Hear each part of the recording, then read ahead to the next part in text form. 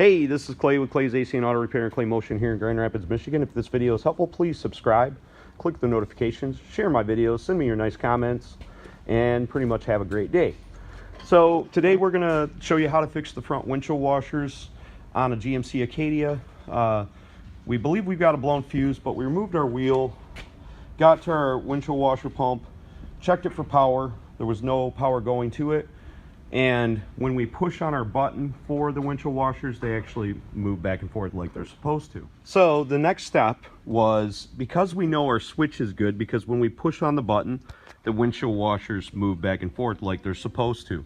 I'm not talking about when you turn the windshield washers on. I'm specifically talking about the little button there. There is a fuse underneath the dash, and at this moment I'm going to put in a picture of that fuse box so you know right where the fuse is. And I'm also going to turn on the light.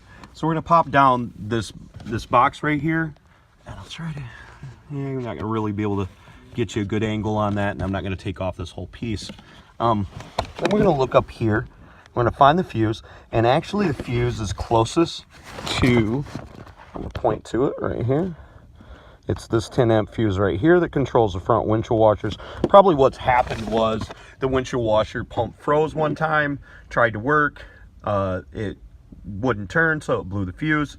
We're gonna pull the fuse out, test my theory. I'm probably right.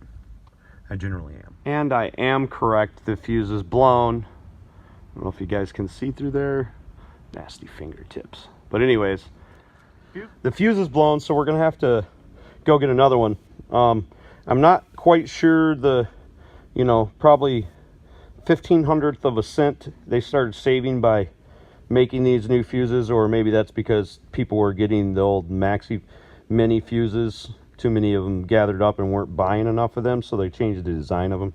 And unfortunately, you generally cannot use the mini fuse in this particular situation. So we'll have to get a new one, and then we'll test our wipers, make sure they work. Okay, when you go to put the fuse back in there, it's a bad one to put in. It's like the worst place it could possibly be. Try to get your fuse holder out and use that. It may make it simpler. Man, I can't really give you too many pointers. I'm blind, so I generally don't have to see the things I'm doing anyway, so it doesn't really make a lot of difference to me. But I will take the fuse and I'll put it on the end of my fingers, and I'll rub it along the outside, and I'll feel each dividend of the other fuses, and then I'll put it in there. And it's still not easy for me to do, but I can do it. Okay, so I can tell you guys that getting that fuse in there is a real pain in the butt. I did kind of have a little method that actually worked for me. It's going to be difficult for me to show you on screen. I definitely can't show you me doing it. But I took a little pair of pliers that have this angle like this.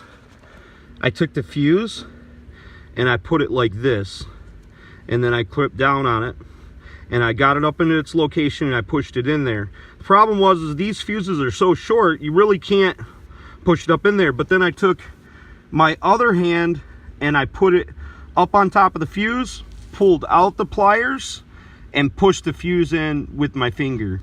I hope that explanation works for you guys. I'm sorry I couldn't show it to you. And it appears that she is a squirter again. I've tried this like 6 or 7 times, and it's working great. So fuse was it. More than likely it was pulling too much amperage from the motor. It gotten frozen or something like that, and that's probably why it blew the fuse. Or somebody just got a little bit overzealous with holding the windshield washer button too long. They only have like a 20 to 22 gauge wire that goes down to one of the motors, and the other motor has like a 16 gauge wire. So if you hold the button for an excessive amount of time, it could blow the fuse because it's pulling too much amperage and it's getting too hot. But most of all, I'm thankful I could show you guys something. Hopefully you learned something from the information I gave you and you watched the whole video. Subscribe to my page, share my videos, click the notifications, comment, at least nice ones anyways. And I appreciate you guys as much as I'm sure you appreciate me. Have a great day.